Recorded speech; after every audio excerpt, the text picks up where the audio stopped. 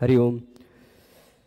श्री गुरुभ्यो नमः। स्वागत है आप सभी का आज के इस व्याख्यान में। हम सभी लोग अष्टाध्यायी कल से पढ़ना प्रारंभ किए हैं। कल हमने वृद्धिरादैच सूत्र समझा था, उसके अर्थ को जाना था। आज उस सूत्र के अर्थ को शब्दशः संक्षेप में पुनरावृत्त करते हुए उसके उदाहरणों को समझेंगे और आगे अदेंग गुणः सूत्र में चलेंगे। ठीक है। सामान्य रूप से हमने वृद्धिरादैच सूत्र में जाना था वृद्धि शब्दः संज्ञात्वेन विधीयते।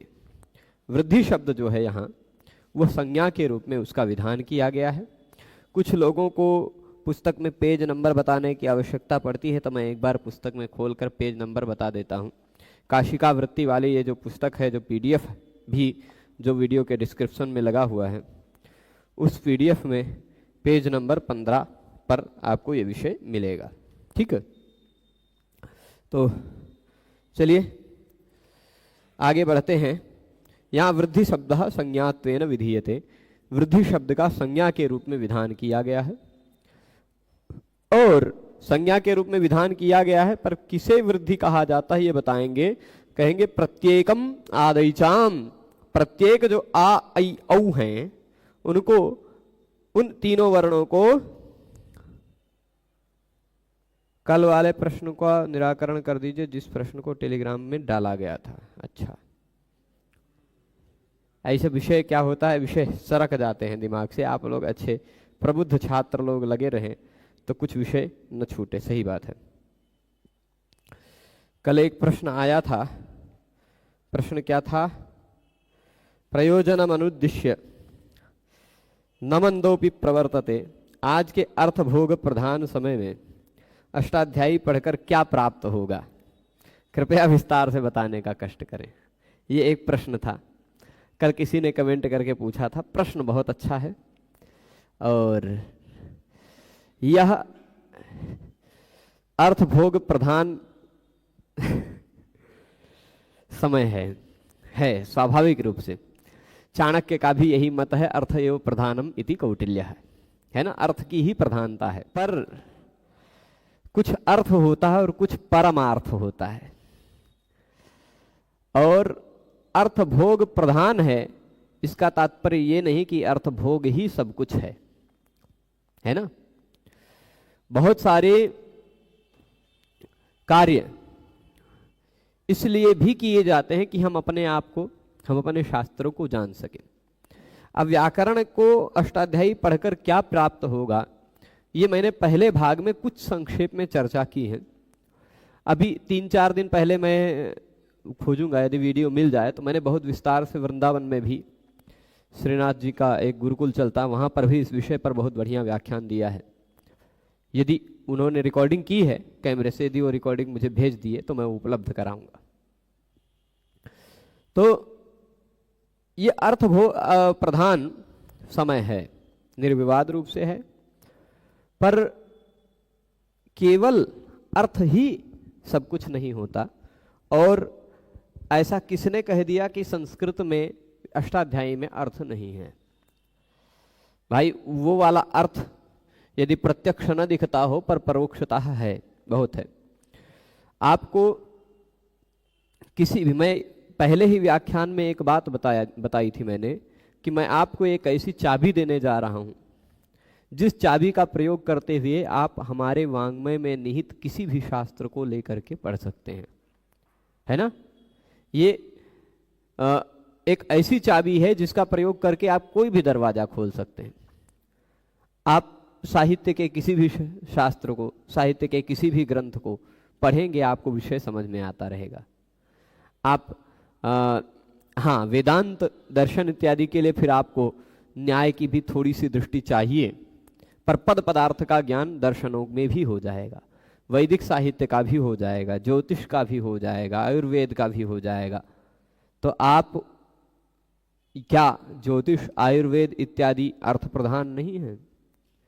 क्या ज्योतिष आयुर्वेद इत्यादि व्याकरण विज्ञान के बिना शुद्ध रूप से यथावत जाना जा सकता है क्या? और दूसरा चीज कि केवल वही सब नहीं है ना, हम सबका परम लक्ष्य तो मोक्ष है। भाई चार प्रकार, कुछ अर्थ आप कह रहे हैं लेकिन कुछ पुरुषार्थ भी होता है, चार प्रकार के पुरुषार्थ। उन चार पुरुषार्थों में एक ही अर्थ है, बाकी तीन को तो मत देखिए, भूलिए ना। धर्म भी है, काम भी है, मोक्ष भी है। वो सब कुछ में जो सबसे श्रेष्ठ माना जाता है वो मोक्ष माना जाता है। उसका प्रयोजक होने के लिए भी, होने के कारण भी हमें व्याकरण का अध्ययन करना चाहिए। ठीक है बहुत सारी बातें, समय समय पर आपको इसका महत्व पता चलता रहेगा। अभी हम कम समय में जितना ज़्यादा विषय पढ़ें उतना ज़्यादा ठीक है ना। वृद्धिरादेश सूत्र को देख रहे हैं, ये यहाँ ये पहला सूत्र है, यहाँ से सभी विषय को बहुत बढ़िया से ध्यान दीजिएगा। ये बात ध्यान रखिएगा, तद्भावित वाली बात और अतद्भावित वाली बात भी ध्यान रखिएगा। क्या होता है तद्भावित, क्या होता है अतद्भावित, ये बातें जरूर ध्यान रखिएगा, है ना। कहा गया कि प्रत्येकम आदिचाम, प्रत्येक जो आ आई औ हैं इन तीनों की वृद्धि संज्ञा होती है। आ आई औ इन तीनों की प्रत्येक की वृद्धि संज्ञा हुई होती है सामान्य रूप से, पर ये जो तीनों प्रत्येक हैं वह तद्भावित हैं या अतद्भावित हैं। ठीक है, तद्भावित हो या अतद्भावित हो, दोनों ही परिस्थितियों में। अब तद्भावित क्या है, यह बात भी मैंने कल बताई थी कि वृद्धि शब्द का प्रयोग करने के बाद जहां पर आ आई औ का बोध कराया जा रहा है, जहां पर वृद्धि शब्द का प्रयोग करने के द्वारा, वृद्धि शब्द के प्रयोग पूर्वक आ आई औ का बोध कराया जा रहा है, वहां वह तद्भावित है। जैसे अरुण नाम लेकर के इस व्यक्ति का बोध कराया जा रहा है, तो यह अरुण शब्द से भावित यह व्यक्ति हो गया, तद्भावित कहलाएगा। परंतु जहां यह व्यक्ति बिना नाम के ही उपस्थित हो गया है, फिर भी अरुण नाम से जाना जा रहा है, वह अतद्भावित है, बिना नाम के ही उपस्थित हो गया। तो आ आई औ ये तीनों वर्ण यदि वृद्धि शब्द के द्वारा आए हुए हैं तो यह तद्भावित रूप में है, और यदि सीधे आ कहीं कह दिया गया है, कहीं आई कह दिया गया है, कहीं औ कह दिया गया है, उसका कोई नाम नहीं कहा गया है, तो वह अतद्भावित है। उन दोनों प्रकार के आ आई औ को हम लोग वृद्धि कहते हैं व्याकरण शास्त्र में। अब व्याकरण शास्त्र में कभी भी आ आई औ दिखाई पड़े तो आप उसको वृद्धि कहिएगा, कहीं भी वृद्धि दिखाई पड़े तो आप उसको आ आई औ के रूप में जानिएगा। ठीक है, अष्टाध्यायी पारायण वाला मैं बताना भूल गया था, और कल रात में मैंने प्रयास किया कि वीडियो बनाएं, लेकिन फिर दिन भर के कार्यों में इतनी ज़्यादा थकान हो जाती है कि फिर रात में गोविंदाय नमो नमः हो जाता है। कब सो जाते हैं कोई निश्चित नहीं, पता नहीं चलता। ठीक है, पर आज निश्चित बता देंगे, निश्चित बता देंगे। रोकने से पहले याद दिला दीजिएगा अष्टाध्यायी पारायण। ठीक है, कल जैसे ही वेग में रोक दिया व्याख्यान को, नहीं बता पाया, आज बता देंगे। तो वृद्धि शब्द क्या कह रहा है कि सभी प्रकार में तद्भावित हो चाहे अतद्भावित हो, आ आई औ को वृद्धि कहा जाता है। यहाँ तपर करण मैजर्थम, ये बात बताई थी कल हमने कि आ तो दीर्घ रूप में कहा गया है तो उससे दीर्घ का ही बोध होगा, वो तो स्वतः सिद्ध है। पर आई औ तो मूल रूप में कहे गए हैं ना, आ अपने मूल रूप में नहीं कहा गया, अ कहा गया होता तो मूल रूप में कहा गया है ऐसा कहते, पर ऐच तो अपने मूल रूप में कहा गया। मूल रूप में कहा गया वर्ण अपने सभी सवर्णों का ग्रहण करने लग जाता है। मूल रूप में यदि केवल अ कह दिया जाए तो वह ह्रस्व दीर्घ प्लुत कुल मिलाकर तीनों का या कुल मिलाकर 18 आ का ग्रहण कराने लग जाता है। परंतु यदि आ कह दिया गया है तब तो वह केवल दीर्घ का ही बोध कराएगा, है ना। उसी तरह मूल रूप में यदि ऐच कहा गया है तो वह अपने जो ऐ औ ए ओ ऐ औ, जो ऐच मतलब ऐ औ ही दो ही हैं, ये ऐ औ अपने सभी प्रकारों का बोध कराने लग जाएंगे। सभी प्रकारों का बोध ना हो इसलिए तपरकरण कर दिया है। तात अपि परह तपरह, ता से भी पर में जो है उसको भी तपर कहा जाता है, ये बात कल हमने बता दी थी। अच्छा, उससे क्या फायदा मिलेगा, उससे क्या लाभ होगा? उससे लाभ ये होगा कि खट्वा धन एडक, खट्वा एडक, खट्वा में जो अंतिम वर्ण आ है वो 2 मात्रा का, एडक में जो पहला वर्ण ए है वो 2 मात्रा का। ये 2-2 मात्रा के 2 वर्ण जुड़ के कहीं 3 या 4 मात्रा का आई न बनने लग जाए, इसलिए तपरकरण किया गया है कि जो आई 2 मात्रा वाला है वही वृद्धि है। अब वो चाहे 4 मात्रा वाले वर्ण के स्थान पर हो रहा हो, चाहे 3 मात्रा वाले वर्ण के स्थान पर हो रहा हो, वो वृद्धि 2 मात्रा वाला ऐ या 2 मात्रा वाला औ या आ ही होगा। ठीक है, दीर्घ वाला ऐ, दीर्घ वाला औ और उसके साथ साथ आ, ये तीनों को वृद्धि कहा जाता है। ठीक है, अब खट्वाइडिकादिषु त्रिमात्र चतुर्मात्र प्रसंग निवृत्तये, यहां तक की बात हमने जान ली थी। अब उदाहरण जो दे रहे हैं, अश्वलायन, पहला है आश्वलायन, फिर दूसरा है ऐतिकायन, तीसरा है औपगव, चौथा है औपमन्यव और शालीय मालीय। ठीक है, ये सारे हम समझते हैं, सभी उदाहरणों को समझाएंगे, किसी भी उदाहरण को हल्के में मत लीजिएगा। हम यहां आ जाते हैं, इसका प्रयोग कर लेते हैं आश्वलायन इत्यादि उदाहरणों को समझाने के लिए। देखिए, मूल रूप से उसको ध्यान में रखिएगा, उन शब्दों को ध्यान में रखिएगा। आश्वलायन शब्द को हम कैसे बनता है वो शब्द बना देते हैं। पेज नंबर में दिया हुआ है, पेज नंबर 15 कितना है, पेज नंबर 15 में दिया हुआ है उस पुस्तक में, वहां से देख सकते हैं, अन्यथा मैं यहां लिख के समझा दे रहा हूं। एक अश्वल नाम के व्यक्ति थे। ठीक, अश्वल। अब यहां आप वृद्धि का महत्व समझेंगे। अश्वल है, इस अश्वल शब्द से, ठीक है, प्रयत्न करेंगे। अश्वल शब्द में यहां होगा क्या, एक प्रत्यय लगेगा जिस प्रत्यय को कहा जाता है फक। ठीक, अश्वल शब्द में फक प्रत्यय लगेगा। सूत्र है, ये भविष्य में हम पढ़ेंगे इस सूत्र को, अभी खाली वृद्धि का महत्व ही हमें समझना है। वृद्धि क्या है वह समझना है, बाकी सारी बातें आपको न समझ में आए तो भी चलेगा, खाली देख लीजिए। ठीक है, तो नडादिभ्यः फक, ये नियम है। ये कहता है नड इत्यादि कुछ शब्द हैं। कौन से शब्द? नड इत्यादि कुछ शब्द हैं। उन शब्दों के बाद हमें फक प्रत्यय लगाना पड़ता है अपत्य अर्थ में। ठीक है, अपत्य यानी पुत्र अर्थ में, है ना। तो यदि नड का कोई पुत्र है तो क्या कहा जाएगा? नड के वंश में है कोई तो उसको क्या कहा जाएगा? नड फक जोड़कर जो बनेगा वही कहा जाएगा। ठीक है, तो अश्वल के वंश में कोई है उसको क्या कहा जाएगा? तो अश्वल और फक जोड़कर जो बनेगा वही कहा जाएगा। जैसे रघु के वंश को में उत्पन्न को राघव कह देते हैं, इक्ष्वाकु के वंश में इक्ष्वाक कह देते हैं, दशरथ के पुत्र को दाशरथी कह देते हैं, वैसे तद्धित एक शब्द बनता है, तद्धित प्रत्यय से बनकर शब्द बनते हैं ऐसे शब्द। उसी तरह की उसी कोटि का ये भी एक शब्द है। ठीक है, अश्वल फक है। और फिर अथवा दूसरा उदाहरण भी साथ में ले लेते हैं, इतिक।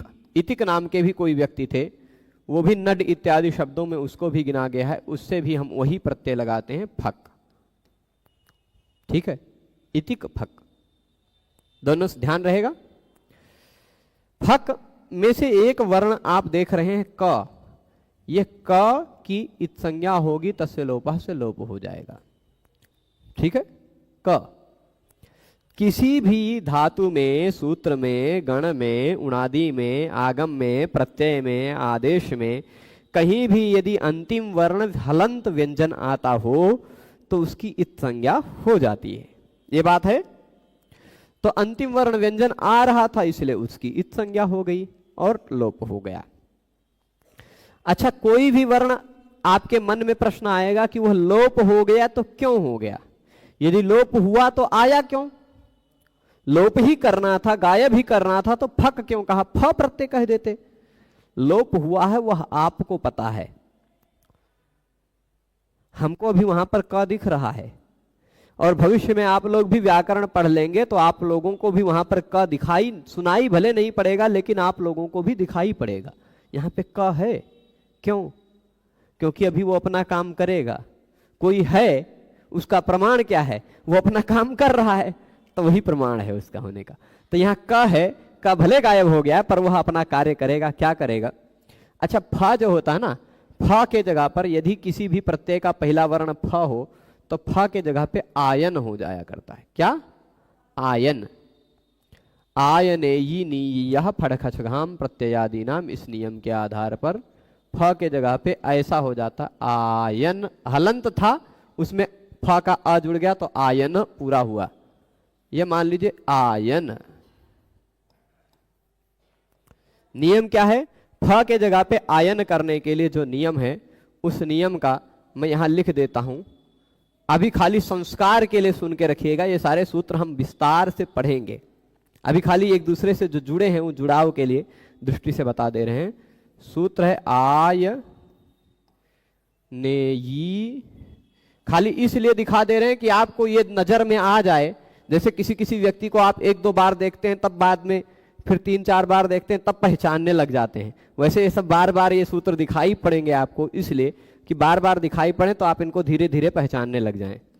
ये एक बार नहीं, ये सैकड़ों बार आने वाले सूत्र हैं, आएंगे। ठीक है। आय नेयी नी यह फढ़ख छघाम प्रत्ययादि नाम, ऐसा नियम है। खोज लीजिए, मिल जाएगा। कहां, कितने नंबर पर है ये प्रभु? प्रत्ययादि नाम, आयनेयी फड़खछगाम प्रत्ययादि नाम। लिखा नहीं है, चलेगा? ठीक है। नंबर यहां नहीं दिया है, पर आप खोजेंगे तो मिल जाएगी अष्टाध्यायी में। 5वें अध्याय में मिलना चाहिए, मुझे ऐसा लगता है। देख लीजिएगा कहां पर है। 7-1, 7वें अध्याय में 7-1-2। ठीक है, कोई बात नहीं। तो आयन एय, फिर उसके बाद ईन दिख रहा है, आयन एय ईन, फिर उसके बाद ईय, ईय, फिर उसमें ई जोड़ दीजिए तो ईय, छोटी ई वाला, ये इतने हैं। आयन एय ईन ईय ईय, ये इतने हैं ना। आयनेयी नीयः में ये कई होने के कारण बहुवचन लग गया है, इसलिए ये हलंत का पूर्ण विराम, वो विसर्ग वाला हो गया है ना। जैसे करी, करिणो, करिणः इत्यादि बन जाता है। ठीक है। तो आयनेयी नीयः फड़खछघाम प्रत्ययादि नाम, ये लगा। ये करता क्या है? ये फ के जगह पे होता है। ये देख लीजिए, उसी सीरियल से लिख लीजिए। ढ, ख, छ, घ। प्रत्यय के पहले वर्ण के रूप में यदि फ हो, ढ हो, ख हो, छ हो अथवा घ हो, तो उसके स्थान पर क्रमशः प्रत्ययादि नाम, प्रत्यय के पहले वर्ण के रूप में आने वाले फ, ढ, ख, छ, घ, इतने के स्थान पर अश्वलायन हुआ, इतिकायन हुआ, है ना, जोड़ने पर। परंतु आप जरा इस प्रत्यय को ध्यान दीजिएगा। इस प्रत्यय में एक वर्ण जो गया है ना, क, उसके कारण ये प्रत्यय है कित। क्या है? क की इत संज्ञा वाला है कि नहीं? ये आयन जो है, इस आयन बनने से पहले इस प्रत्यय में क की इत संज्ञा हुई है, इसलिए यह कित प्रत्यय है।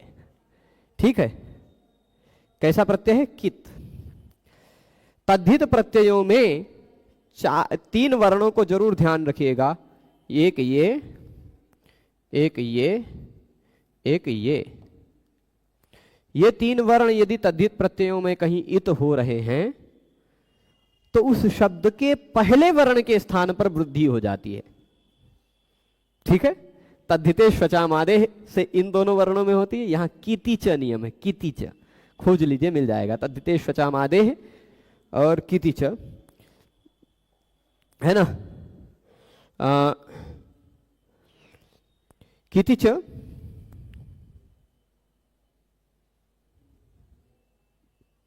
ठीक है, दिख रहा है कीतिच।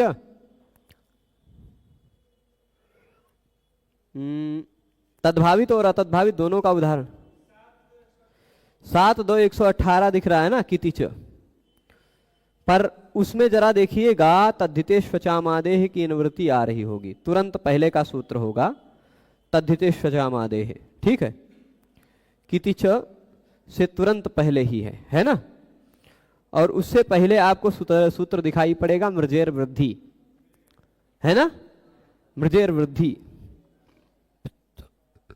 मृजेर वृद्धि अचोणीति अत उपधाया तद्धिते स्वचामादेह कितिच, ये सीरियल से सूत्र है इसे, है ना।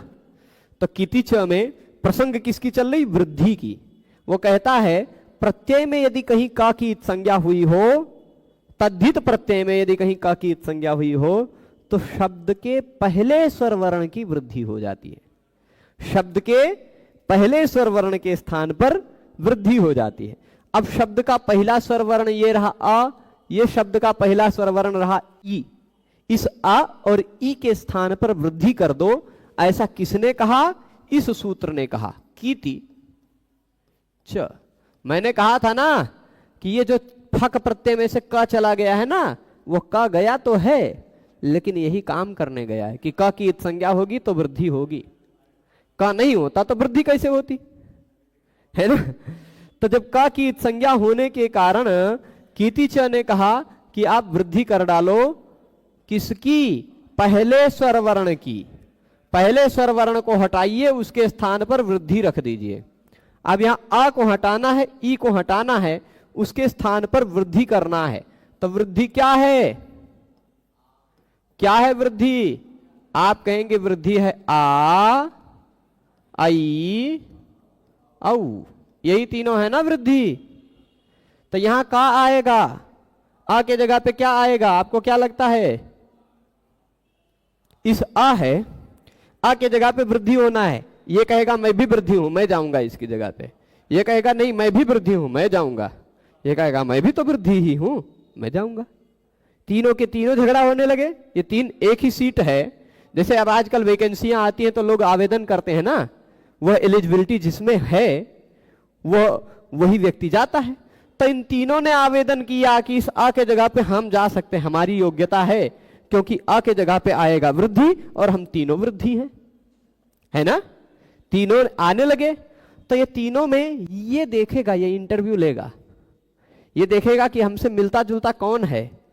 हम अब अपने जगह से रिटायर हो रहे हैं, हम सेवानिवृत्त हो रहे हैं, हम यहां से जा रहे हैं, तो हम अपने जगह पर किसको बैठाएं, अपने से मिलते जुलते किसी को बैठाएगा।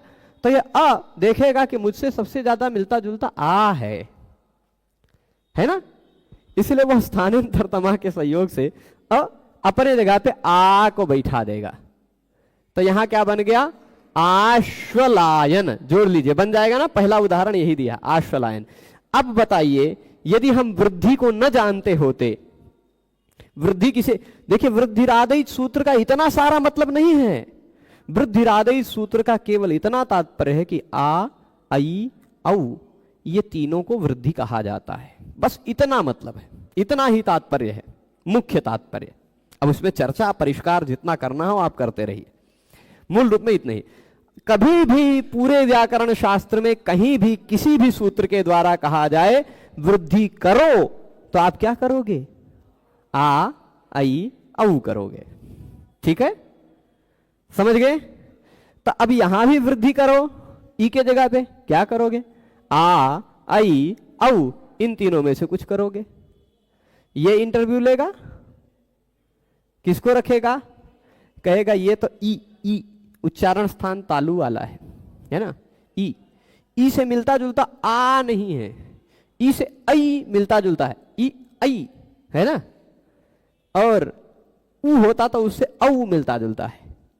तो ई से मिलता जुलता होने के कारण यह ई अपने स्थान पर वृद्धि जब होने लगेगा तो वह आई कर देगा। तो बन क्या गया, ऐतिकायन। ये क में अहलंत होगा इस सेती च नियम से। ये सेती च अभी नहीं पढ़ाएंगे, अभी खाली सामान्य रूप से इतना जान के रखिए, ठीक है। ऐतिकायन, ये भविष्य में हम और विस्तार से इसको समझेंगे। तो ये बात समझ गए, ऐतिकायन, आश्वलायन, ऐतिकायन। यहां देखिए आ वृद्धि होकर आया, आई वृद्धि होकर आया। अब औ वाला भी बता देते हैं, है ना, औ वाला भी बता देते हैं। उसके लिए हाँ, उपगु से औपगव उदाहरण दिया। अगला उदाहरण कौन सा दिया, ये जल्दी उदाहरण बोल दीजिएगा, संभवतः औपगव ही दिया है ना। ये देखिएगा, उपगु धन अण, अण प्रत्यय लगेगा तद्धित का, उपगु ngस अण ऐसा रहेगा, पर सामान्य रूप में हम संक्षेप में बता रहे हैं आपको, ठीक है। उपगुण कीति च तद्धित की ही विषयता में लगता है, किंगिति च से निषेध अभी हम भविष्य में पढ़ेंगे, पर जब तद्धित प्रत्यय लगा रहा हो तो कीति च किंगिति च को रोक लेगा, वो हम जब किंगिति च पढ़ेंगे तब बताएंगे, ठीक है। तो अब देखिए उपगु धन अण, अण में भी ये ण गया, आ बचा खाली, है ना।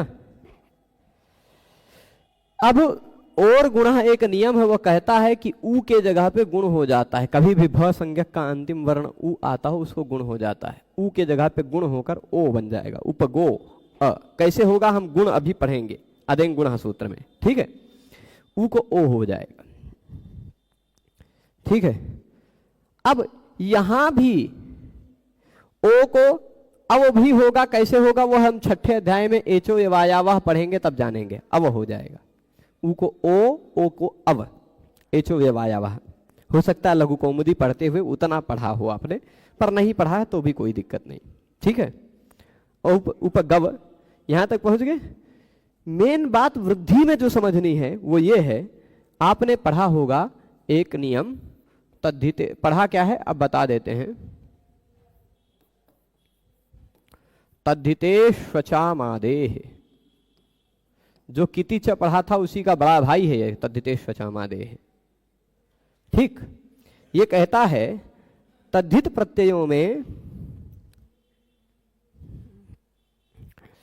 पढ़े रहेंगे तो पता चलेगा प्रभु, थोड़ा सा अभी पहला ही सूत्र पढ़ रहे हैं और व्याकरण के सभी सूत्र एक दूसरे से संबद्ध हैं, एक दूसरे से जुड़े हुए हैं, तो जो जो जितना जितना पढ़े रहेंगे उतना संस्कार बना रहेगा कि यही लगा है ना।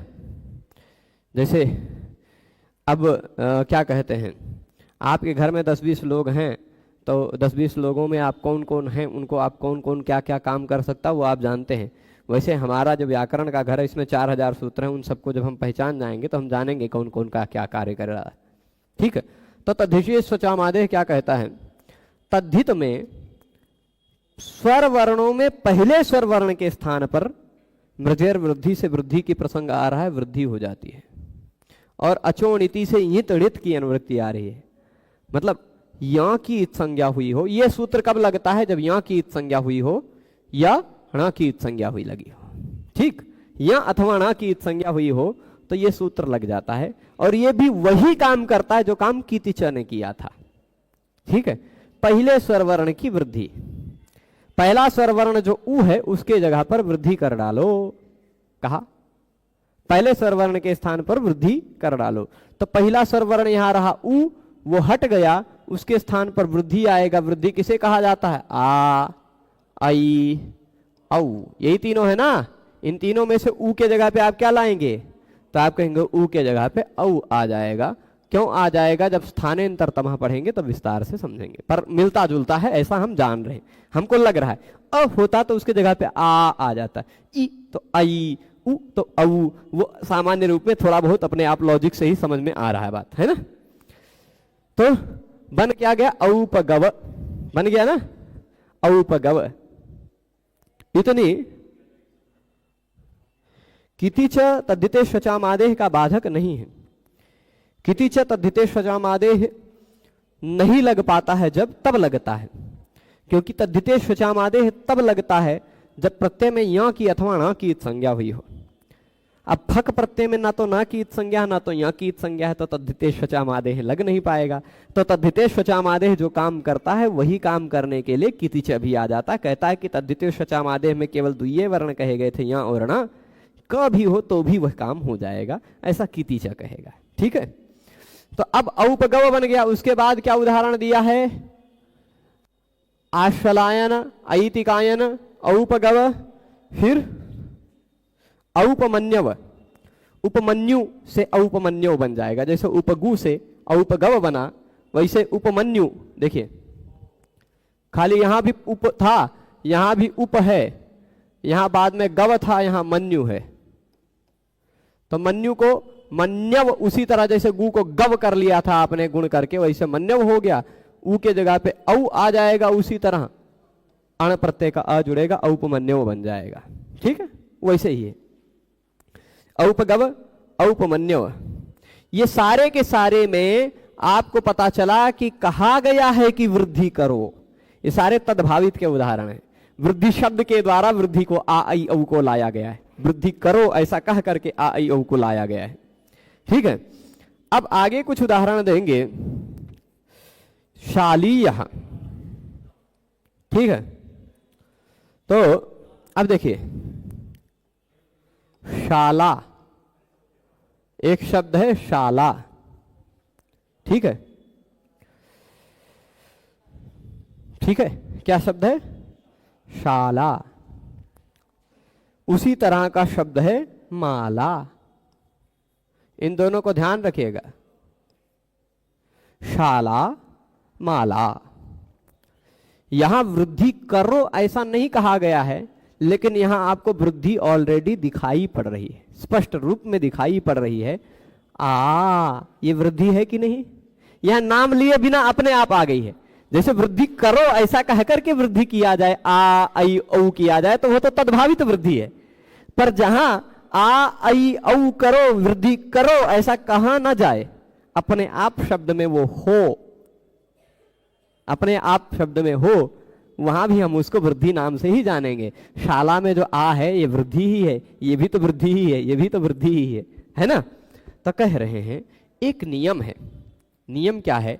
वह आप पहले अध्याय के पहले पाद में ही वह नियम पढ़ेंगे। जो बच्चे यहाँ सूत्र याद करना शुरू किए हैं वो लोग इन सब सूत्रों को जब पढ़ेंगे तो खुश हो जाएंगे। ऐसा कुछ याद आ रहा है सूत्र आपको? वृद्धिर्यस्या चामादिस तद वृद्धम। भविष्य में इसको हम विस्तार से पढ़ेंगे। पहले अध्याय का पहले पाद का 74-73 नंबर के आसपास का सूत्र है ना? वृद्धिर्यस्या चामादिस तद वृद्धम। यह कहता क्या है? तोड़िएगा इस सूत्र को। यस्य, जिसके, यस्य मतलब जिसके, अचाम आदि, जिसके स्वर वर्णों में पहला स्वर वर्ण। अब इसमें देखिए कितने स्वर वर्ण है? 2 है ना? हमें पहला स्वर वर्ण को देखना है। ठीक, एक शब्द और भी लिख देते हैं, अपना वो नाम लिख देते हैं। ठीक, इसमें भी पहला स्वर वर्ण को पकड़िएगा। यस्य, जिसके अचाम स्वर वर्णों में आदि पहला स्वर वर्ण, जिसके स्वर वर्णों में पहला स्वर वर्ण वृद्धि हो। वृद्धि का मतलब आ आई औ हो, है ना? उसको वृद्ध कहा जाता है। उस शब्द को वृद्ध शब्द कहा जाता है। अब वृद्ध का मतलब लोक में वृद्ध मतलब जो 50-60 साल से ऊपर का व्यक्ति हो उसको वृद्ध कहते हैं लोक रूप में। वैसे ही नहीं, छोटे बच्चों को भी वृद्ध कहा गया है। न तेन स्थविरो भवति येनास्य परितं शिरः बालोपि यः प्रजानाति तं देवाः स्थविरं विदुः। ज्ञान वृद्धा, वयो वृद्धा, ऐसे कई प्रकार के वृद्धों की चर्चा की गई है ना? तो मनुस्मृति इत्यादियों में भी तो बालक को भी वृद्ध कह दिया जाता है ज्ञान की दृष्टि से यदि बड़ा हो तो। पर यहां व्याकरण शास्त्र में वृद्ध किसे कहा जाएगा? किसे कहेंगे वृद्ध? तो कहते हैं कि जिस कोई भी शब्द ले लीजिए, जिस शब्द के पहले वर्ण के रूप में आपको वृद्धि दिखाई पड़ रही हो, जिस शब्द के पहले स्वर वर्ण के रूप में, पहला व्यंजन नहीं, यहां तो पहला वर्ण तो श है, पहला वर्ण तो म है, पहला वर्ण नहीं लेना है, पहला स्वर वर्ण लेना है। जिस शब्द में पहला स्वर वर्ण आ हो या आई हो या औ हो, यानी वृद्धि जिसका नाम है, ऐसा कोई स्वर वर्ण हो, तो उस शब्द को, पूरे शब्द को आप कह सकते हैं वृद्ध। कौन सा शब्द है ये? वृद्ध शब्द है। वृद्ध, ये ई वाला नहीं, वृद्ध बूढ़ा वाला, जो लोक में वृद्ध जिस तरह कहते हैं वो ऐसा वाला वृद्ध। ठीक है, तो अब इस आधार पर आपको पता चला कि शाला शब्द और माला शब्द वृद्ध शब्द है। कैसा शब्द है? वृद्ध। लेकिन यहां किसी सूत्र ने कहा नहीं कि शाला में जो अ है उसको वृद्धि कर दो, माला में जो आ है उसको वृद्धि कर दो। ऐसा किसी ने कह करके यहां आ नहीं लाया है। यहां बिना कहे उपस्थित हो गए। जैसे 2 प्रकार बताया था ना, कि अरुण नाम लेकर के इस व्यक्ति को बुलाया जाए और बिना नाम के ही यह व्यक्ति उपस्थित हो जाए, है ना। वैसे ही वृद्धि करो ऐसा कह करके आ आई ओ लाया जाए, अथवा बिना कहे बिना वृद्धि किए ये तीनों वर्ण आ जाएं तो भी वृद्धि है ना। तो यहां वृद्धि यद्यपि हुई नहीं है, वृद्धि संधि करके वृद्धि का नियम लगा करके वृद्धि नहीं किया गया है, लेकिन अतद्भावित आ है, अतद्भावित बिना वृद्धि शब्द के कहे गए आया हुआ है ना। तो ये वृद्धि जिसके आदि में हो उसको वृद्ध कहा जाता है। और एक छोटा सा नियम है तद्धित में, वो वृद्धात् छः कहता है कि जो कोई भी शब्द हो वृद्ध शब्द हो, कैसा शब्द हो, वृद्ध मतलब बूढ़ा वाला नहीं, जिसके पहले स्वरवर्ण के रूप में वृद्धि दिखाई पड़ती हो, ऐसे वृद्ध शब्द से छ प्रत्यय लग जाता है। ठीक है, वृद्ध शब्द से छ प्रत्यय लग जाता है, तो छ प्रत्यय लगाएंगे हम। गी प्रत्यय लगा करके शाला गी छ, माला गी छ ऐसा कर सकते हैं, पर वो गी प्रत्यय अभी जब भविष्य में तद्धित पढ़ेंगे तो हम विस्तार से बताएंगे। ठीक, मेरा नाम वृद्ध नहीं है इसलिए मैं वृद्ध नहीं हूं ये हंसी की बात, क्योंकि इसमें पहला स्वरवर्ण वृद्धि नहीं है इसलिए ये वृद्ध नहीं है। मैं इसीलिए ये लिख के दिखाया कि आपको पता चले। ऐतिकायन उपगव इत्यादि भी वृद्धि हैं, वृद्ध हैं, क्योंकि उसके शुरुआत में पहला स्वरवर्ण वृद्धि दिखाई पड़ रहा है ना। तब ये वृद्धात् छः कहा कि वृद्ध शब्द से छ प्रत्यय हो जाएगा। अब छ होगा तो वही जो अभी हमने आयने यीनी यह फट खजगाम प्रत्ययादि नाम बताया था। फा के जगह पे आयन, ढ के जगह पे ई, है ना, ढ के जगह पे एय, ख के जगह पे ईन, छ के जगह पे ई, ये सब बताया था ना। तो उसी नियम से इस छ के जगह पे आ जाएगा ई, पूरा छ पूरा था इसलिए, है ना। यहां भी आ जाएगा ई, है ना। ये तभी आ पाएगा जब इसको आप वृद्धि मानेंगे, आ ऐ ओ को वृद्धि मानेंगे तभी तो छ प्रत्यय लग पाएगा, और जब छ प्रत्यय लगेगा तभी तो छ को ई हो पाएगा, और जब ई होगा इसका पहला वर्ण स्वर वर्ण हो गया, इस कारण इस स्वर वर्ण की अंतिम स्वर वर्ण का लोप हो जाएगा, शालीय मालीय तभी बनेगा। यहां वृद्धि संधि नहीं हुई है, पर यहां भी आपको अतद्भावित रूप में वृद्धि को जानना है। यहां वृद्धि दिखाई पड़ रही है पर वो शब्द सह कही नहीं गई है, की नहीं गई है। शालीय मालीय उदाहरण भी हो गया ना, बात समझ गए। अब हाँ, क्या प्रश्न है प्रभु? प्रश्न जो है आप बोल के बोला करें, आपस में नहीं। हाँ ठीक है, शालीन वो ख प्रत्यय लगेगा तो शालीन हो जाएगा, है ना। ख के जगह पे ईन हो जाता है। ठीक है, तो अब ये बात स्पष्ट है, यहां तक किसी को दिक्कत?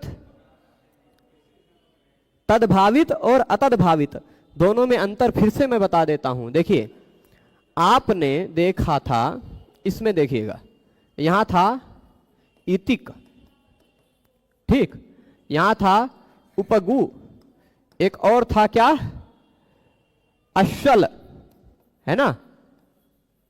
अब कहा गया कि तद्धित प्रत्यय लगा हो उस वेराइटी वाला, का की संज्ञा वाला, ना की संज्ञा वाला, यहाँ की संज्ञा वाला तद्धित प्रत्यय लगा हुआ हो, तो उस शब्द के पहले स्वर वर्ण के स्थान पर वृद्धि हो जाती है। वृद्धि करो ऐसा कह करके वहां वृद्धि लाया जाएगा। तो ये वृद्धि शब्द के द्वारा लाए गए वृद्धि हैं, वृद्धि शब्द कहे करके, पर इसमें शाला माला, यहां आपको ऑलरेडी आ दिखाई पड़ रहा है ना, ऑलरेडी आपको आ दिखाई पड़ रहा है। इसलिए बात ध्यान रखिएगा कि शाला माला इत्यादि में आ ऑलरेडी दिखाई पड़ रहे हैं, जो वृद्धि करो ऐसा कहकर नहीं लाए गए। यहां खाली पहचानवा दिया जा रहा है, ये आ जो है वो वृद्धि है ना, पर यहां वृद्धि करो ऐसा कह करके नहीं लाया गया, उस शब्द से नहीं लाया गया, बिना कहे आ गया है ना। बात स्पष्ट है। तो तद्भावित हो या अतद्भावित हो, आ ऐ औ को वृद्धि के नाम से जाना जाएगा पूरे व्याकरण शास्त्र में। ये इतना ही इस सूत्र का मूल रूप में तात्पर्य है। अब सभी उदाहरण भी आपके लिए हो गए होंगे। आश्वलायन में आ वृद्धि दिखाई पड़ रहा है, ऐतिकायन में ऐ, खाली अब जो बता रहा हूं उतना ही समझ में आ जाए तो भी बहुत है।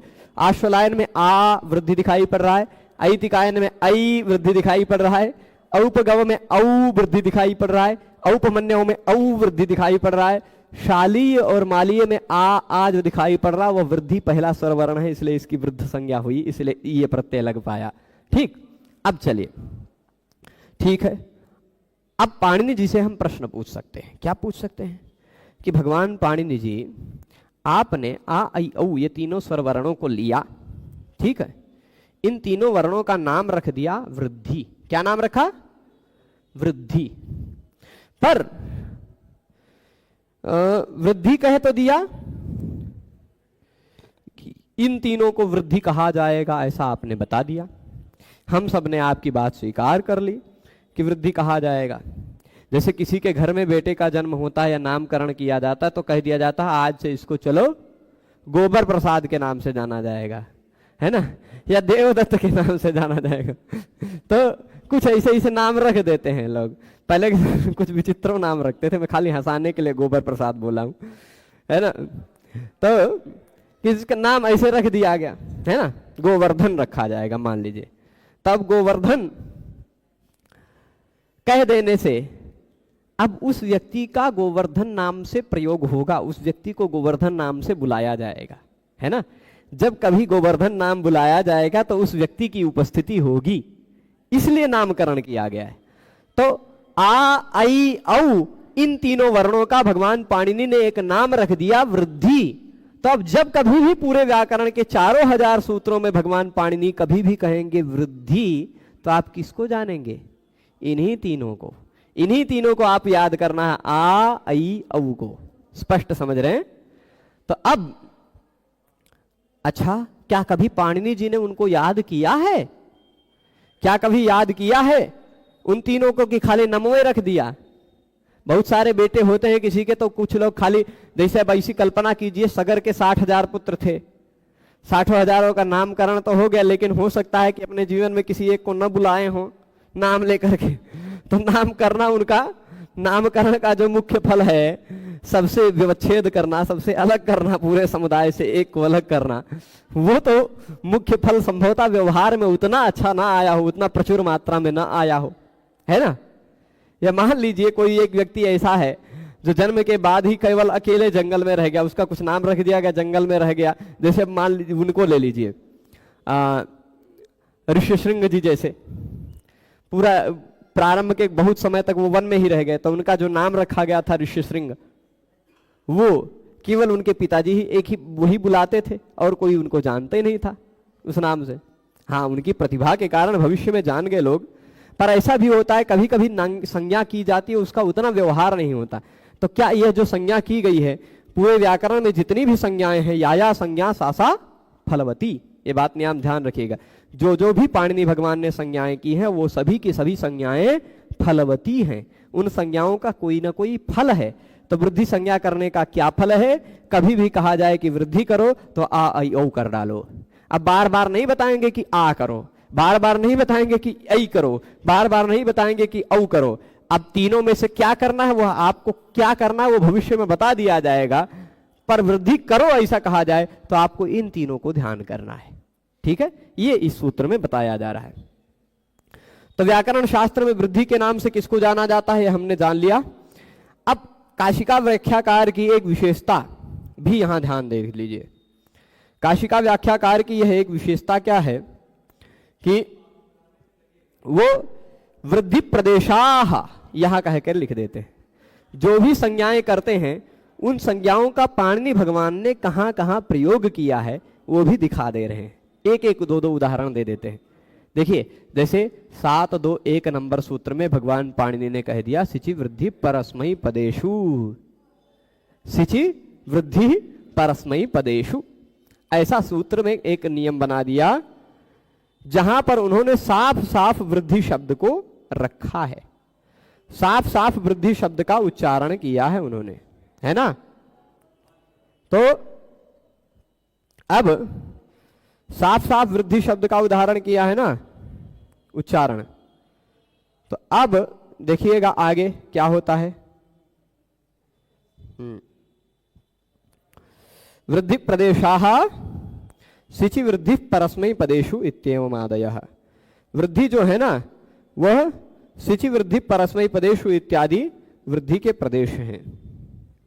ठीक है, और भी बहुत सारे ऐसे सूत्र हैं जहां पर वृद्धि शब्द का प्रयोग किया है पाणिनि भगवान ने, जैसे मृजेर वृद्धि है ना, वृद्धि यस्याचामादिस तद्वृद्धम, वृद्धि रेची, और भी वृद्धि निमित्तस्य च तद्धितस्य आरक्त विकारे, ऋतो वृद्धिर ऐसा करके है, फिर सिच वृद्धि परस्मै पदेषु, उतो वृद्धिर लुकी हली, ऐसे कई शब्दों में कई सूत्रों में सीधे सीधे वृद्धि शब्द को कहा है। तो आप वृद्धि का मतलब क्या समझेंगे, आ आई औ समझेंगे, इतना तात्पर्य हो गया। अब किसी को वृद्धिरादैच सूत्र में कोई समस्या हो तो बताएं।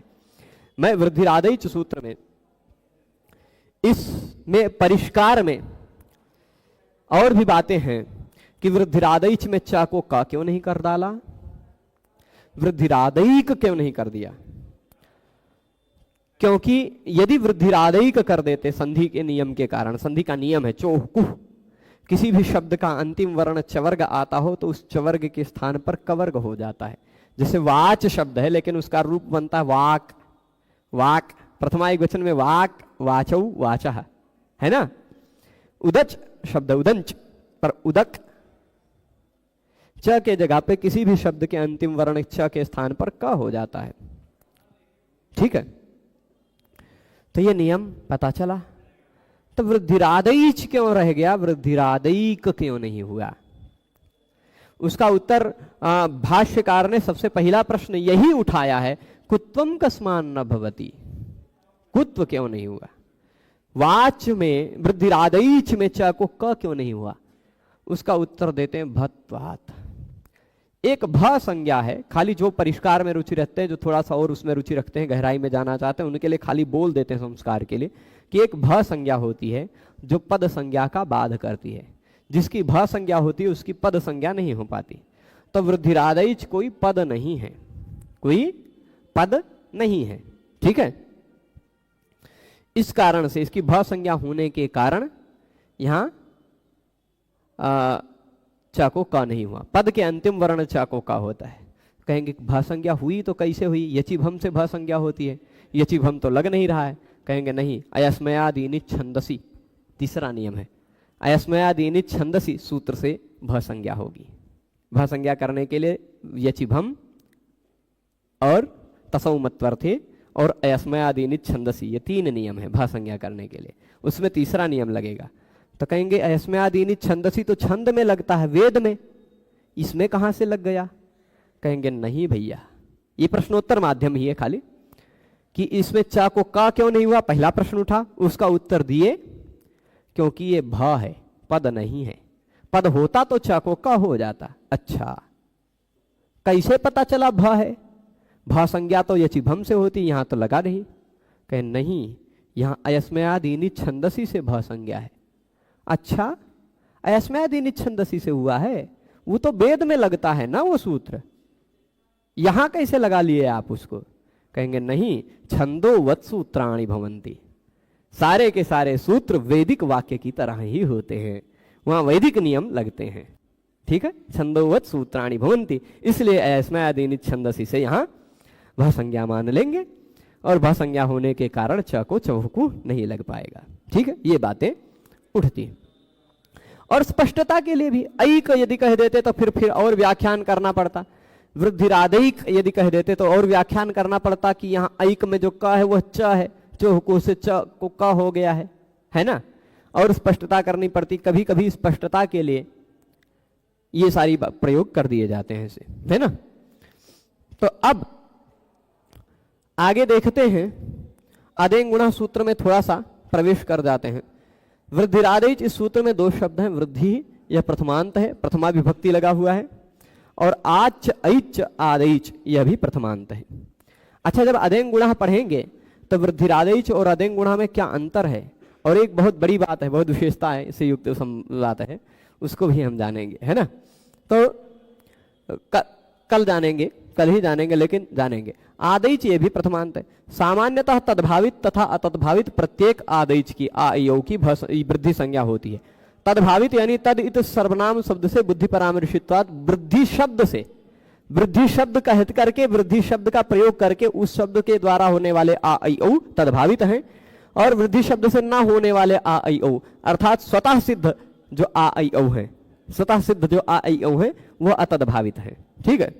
विशेष कुछ आचार्यों के मत में आदेश को समस्त पद न मान करके सूत्र 3 पद की कल्पना की गई है। यह बात भी मैंने बता दी है। चकार को चोह कुह से कुत्त होने पर, चकार में चोह कुह से कुत्त हो जाता है, वृद्धिरादैक होने लग जाता है, लेकिन छंदोवंत सूत्राणि भवंती, इस वाक्य के आधार पर ऐस्मयादीनि छंदसी, इस सूत्र से भ संज्ञा होने के कारण उसका निषेध हो जाता है। भ संज्ञा जब होगी तो चोह कुह नहीं लगेगा, पद संज्ञा में ही चोह कुह लग पाता है। ठीक। तदभावित वृद्धि संज्ञा का उदाहरण आश्वलायन, ऐतिकायन और औपगम है। ये आश्वलायन, अश्वलफक, यहाँ पूरी सिद्धि दी गई है ना। मैंने ये पीडीएफ देखा नहीं था, नहीं तो यहीं से बता देते आप लोगों को, लिखना नहीं पड़ता। अश्वलफक, नडादिभ्या फक लगा, आश्वलायन, आश्वल आयन, ये आयन ये फड़खजगाम प्रत्यादि नाम, और कितिच भी लगा देना चाहिए। यहाँ आश्वल में एक और विशेष बात है, अश्वल होना चाहिए, आश्वल नहीं। ठीक है।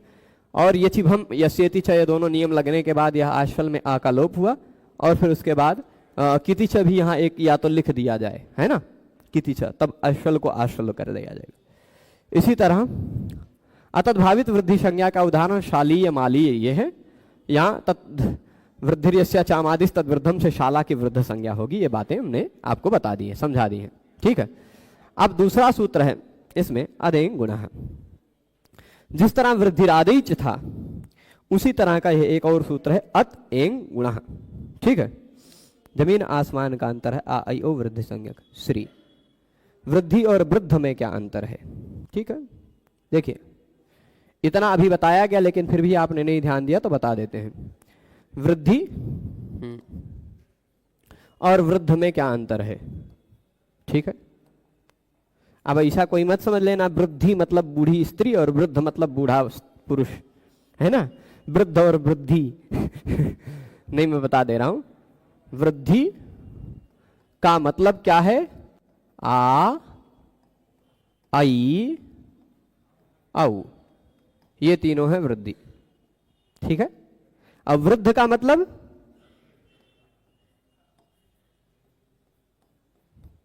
वृद्धि नहीं, फिर से दोबारा लिख दिए वृद्ध। वृद्ध का तात्पर्य है जिस शब्द का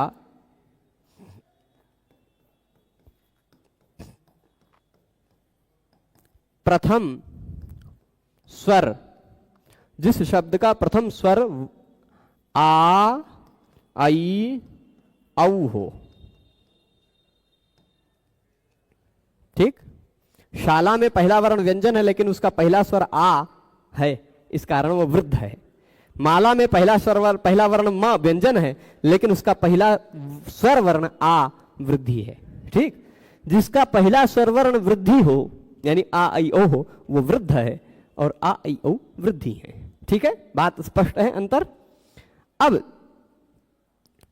ये पीडीएफ पहले से ही पड़ी हुई है, ये पीडीएफ आपको मिल जाती है जी। छटको जी कह रहे हैं कि अनिरुद्धाचार्य जी के महाराज के संस्कृत सम्मेलन में शामिल हुए थे, उस सम्मेलन का वीडियो बनाया है आपने? ठीक है, डाल दीजिए, कोई दिक्कत नहीं। हाँ, तो बहुत ज़्यादा समय नहीं मिला था बोलने को, झूठे इतना बुला लेते हैं, है ना, तो कोई दिक्कत नहीं। हाँ, अब एक प्रश्न था प्रारंभ में कि कैसे हम पारायण करें अष्टाध्यायी का, है ना। ये आपका समाधान कर देते हैं अष्टाध्यायी के पारायण का। आपके मोबाइल में इंटरनेट चलाने वाला कोई साधन होगा, है ना। इंटरनेट जिससे आप चलाते होंगे, जिसपे ऐसे ब्राउजर करते होंगे, क्रोम होगा, इंटरनेट एक्सप्लोरर होगा, या आपका ब्राउजर होगा, जो कुछ भी होगा, उसमें आप ये मेरे कोई भी क्लास चाहिए आपको इस प्लेलिस्ट में मिल जाएगी, सरलसंस्कृतव्याकरण.com, डिस्क्रिप्शन में जाकर देख सकते हैं, है ना। सभी क्लास मिल जाएगी। आप ऐप पर भी जाकर के ऐप पर भी क्लास देख सकते हैं, वो भी उपाय है। अब आप जो लोग पूछ रहे थे कि हम कैसे पारायण करें, तो वो लोग ऐसे जा सकते हैं अष्टाध्यायी.com, एक वेबसाइट है, अष्टाध्यायी पुस्तक के नाम से ही अष्टाध्यायी.com ऐसी वेबसाइट खुलेगी। ठीक है, ये उपाय है। यहां पर इस तरह का 3 लाइन जो दिखाई पड़ रही ये वाली, इसको छुएंगे जब आप तो ऐसे आ जाएगा। इसमें नीचे में आपको अष्टाध्यायी पारायणम दिखाई पड़ रहा होगा, ये बड़ा करके दिखा दिया। अष्टाध्यायी पारायणम को छुएंगे तो आप अब यहां से अष्टाध्यायी का पारायण कर सकते हैं यहाँ के उपाय से। ठीक है, कैसे कर सकते हैं ये जरा खुल जाएं तो हम आपको दिखा देते हैं, है ना।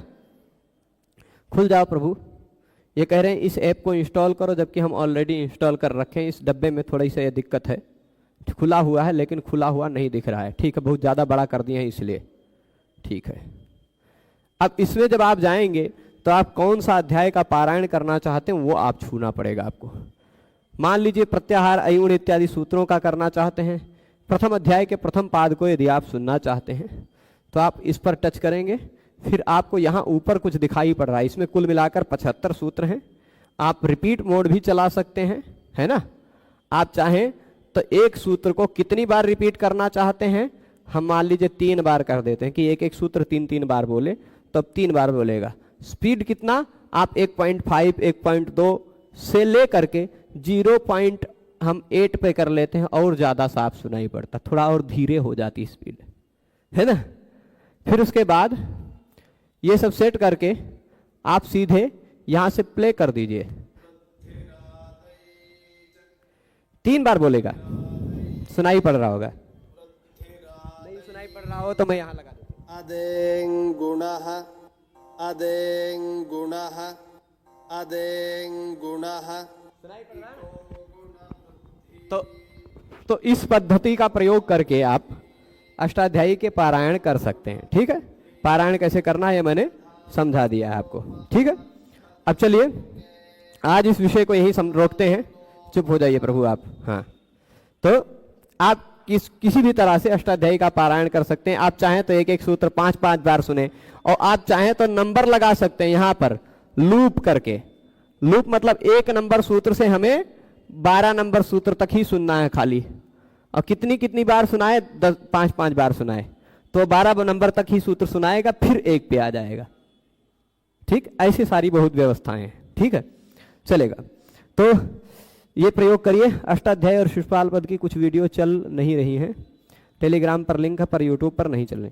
देखिए टेलीग्राम पर मत जाइए, यूट्यूब पर ही प्लेलिस्ट में जाया कीजिए, क्योंकि यूट्यूब पर वो वीडियो, टेलीग्राम पर जो लिंक है वो अपडेटेड लिंक नहीं डाली जाती, दोबारा उस वीडियो को एडिट करके डाला जाता है, तो पुरानी वीडियो हट जाती है। ठीक है, चलेगा। तो आज इस विषय को यहीं रोकते हैं। सभी लोग जुड़े रहे उसके लिए सभी को बहुत बहुत धन्यवाद। नमो नमः।